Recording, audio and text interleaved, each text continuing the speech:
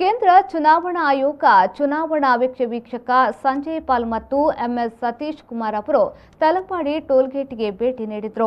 ಕಾಸರಗೋಡು ಜಿಲ್ಲಾಧಿಕಾರಿ doctor D Sajith Babu ಮತ್ತು ಜಿಲ್ಲಾ ಪೊಲೀಸ್ ಮುಖ್ಯಸ್ಥ ಪಿಬಿ ರಾಜು ಜೊತೆಗಿದ್ದರು. ತಲಪಾಡಿ ಗಡಿಯ ಉಸ್ತುವಾರಿ ಸ್ಥಾಯಿ ಕಣ್ಗಾವಲು ತಂಡದ ಕಾರ್ಯನಿರ್ವಾಹಕ ಮ್ಯಾಜಿಸ್ಟ್ರೇಟ್ ಮಹೇಶ್ ಕುಮಾರ್ ಅವರೊಂದಿಗೆ ವೀಕ್ಷಕರು ಸಮಾಲೋಚನೆಯನ್ನ ನಡೆಸಿದರು. ವಿಧಾನಸಭಾ ಚುನಾವಣೆಯ ಹಿನ್ನೆಲೆಯಲ್ಲಿ ನಗದು ಮತ್ತು ಮದ್ಯದ ಕಳ್ಳ ಸಾಗಣೆ ಪರಿಶೀಲಿಸಲು ಜಿಲ್ಲೆಯ ಎಲ್ಲ 20 ಗಡಿ ಪ್ರದೇಶಗಳಲ್ಲಿ ಕಣ್ಗಾವಲು ನಡೆಸಲಾಗ್ತಾ ಇದೆ. ಜಿಲ್ಲಾಧಿಕಾರಿಗಳು ಮತ್ತು ಎಸ್ಪಿ ನೇರವಾಗಿ ಪರಿಶೀಲನೆ ನಡೆಸುವರೆಂದು ಜಿಲ್ಲಾಧಿಕಾರಿಗಳು ಹೇಳಿದರು. ಸಾರ್ವಜನಿಕರು ಗರಿಷ್ಠವಾಗಿ ಸಹಕರಿಸಬೇಕು ಎಂದರು.